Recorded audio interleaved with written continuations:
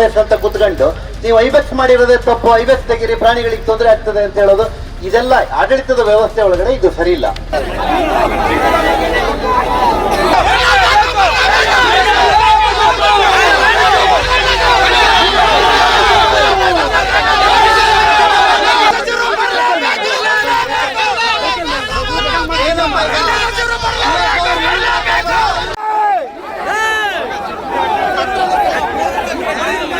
ಅದನ್ನು ಹೊರಗೋಡಿಸೋದಕ್ಕೆ ನಾವೇನು ಕ್ರಮನೇ ತಗೊಂಬಾರ್ದು, ಅದ್ರ ಮೇಲ್ಗಡೆ ನಾವು ಅದನ್ನೇನು ಹೊಡಿಲೇಬಾರ್ದು ಅಂತ ಹೇಳಂದ್ರೆ ಹೆಂಗೆ ಬದುಕೋದು? ಈಗ ನಮ್ಮ ಜಾಗದೊಳಗಡೆ ಆನೆ ಬಂದಾಗ ನಾವು ಏನು ಹೇಳಿ ಸಾಹೇಬ್ರೆ, ನಮ್ಮ ಜಾಗದಲ್ಲಿ ಆನೆ ಬಂದಾಗ ಹೊರಗೋಡಿಸೋದಕ್ಕೆ ನಮ್ಮ ರಕ್ಷಣೆಗೆ ನಾವು ಹೊಡಿಬೇಕಾಗಿದ್ದ ಅನಿವಾರ್ಯತೆ ಇದೆ.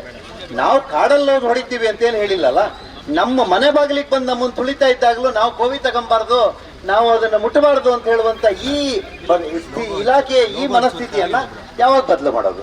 ಮತ್ತು ಅವ್ರು ಯಾರೋ ಒಂದು RFO ಇಲ್ಲಿ IFS ಅಂತ ಕುತ್ಕೊಂಡು ನೀವು ಐಬೆಕ್ಸ್ ಮಾಡಿರೋದೇ ತಪ್ಪು, ಐಬೆಕ್ಸ್ ತೆಗೀರಿ, ಪ್ರಾಣಿಗಳಿಗೆ ತೊಂದರೆ ಆಗ್ತದೆ ಅಂತ ಹೇಳೋದು, ಇದೆಲ್ಲ ಆಡಳಿತದ ವ್ಯವಸ್ಥೆ ಒಳಗಡೆ ಇದು ಸರಿ ಇಲ್ಲ. ನಮ್ಮ ಮನುಷ್ಯನ ಜೀವಕ್ಕೆ ಏನು ಬೆಲೆನೇ ಇಲ್ವಾ? ಆನೆ ಜೀವಕ್ಕೆ ಮಾತ್ರ ಬೆಲೆ ಇರೋದಾ?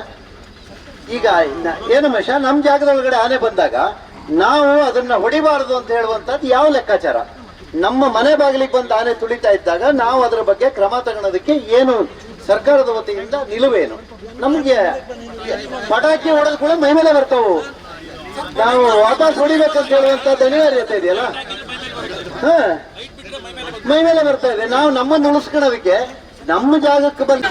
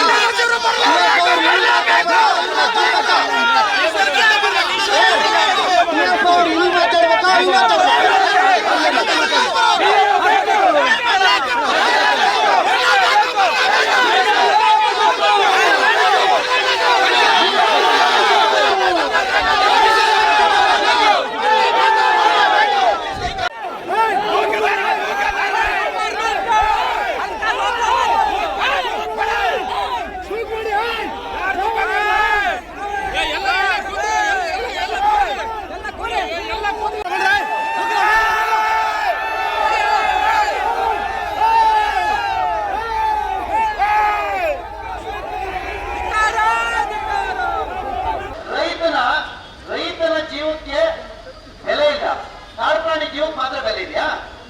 ನಮ್ ಜಾಗಕ್ಕೆ ನಿಮಗೆ ಯಾವ್ದೇ ಕೇಳ್ತಾ ಇದ್ದೀನಿ ಪ್ರಶ್ನೆ. ನೀವೀಗ ನಮ್ಗೆ ಹೇಳಿ, ನಮ್ ಜಾಗಕ್ಕೆ ಮನೆ ಬಾಗಿಲಿಗೆ ಬಂದು ತುಳಿದಿರೋದವ್ರನ್ನ ಏನ್ ಸಾಯಲ್ಲ ಬಡದ ಅಂತ ಹೇಳಿದ್ರೆ ಫಸ್ಟ್ ಕೆಲಸ ಏನ್ ಮಾಡ್ತೀವಿ? ನೀರು ಕಾಡು ಪ್ರಾಣಿಗಳು ಅಂದ್ರೆ ಮನುಷ್ಯ ಅದಕ್ಕಿಂತ ಮನುಷ್ಯನ ಜೀವಕ್ಕೆ ಏನು ಬೆಲೆನೇ ಇಲ್ಲ. 15 ಲಕ್ಷ ರೂಪಾಯಿ ಹೊಡೆದೋಡು ಹಾಕ್ತಾ ಇರ್ಬೋದಾ? ನೀವ್ ಹೇಳಿ. ಈ ರೀತಿಯ ಇನ್ನಷ್ಟು ವಿಡಿಯೋಗಳು ನಿಮಗೆ ಸಿಗಬೇಕೇ? ಹಾಗಾದ್ರೆ ಈಗಲೇ ನ್ಯೂಸ್ ಮಲ್ನಾಡ್ ಚಾನೆಲ್ನ ಸಬ್ಸ್ಕ್ರೈಬ್ ಆಗಿ, ಕೆಳಗಿರೋ ಸಬ್ಸ್ಕ್ರೈಬ್ ಬಟನ್ ಮೇಲೆ ಕ್ಲಿಕ್ ಮಾಡಿ ಉಚಿತವಾಗಿ ಸಬ್ಸ್ಕ್ರೈಬ್ ಆಗಿ. ನಿಮ್ಮ ಒಂದೊಂದು ಸಬ್ಸ್ಕ್ರೈಬ್ ಕೂಡ ನಮಗೆ ಬೆಂಬಲ, ಸ್ಫೂರ್ತಿ.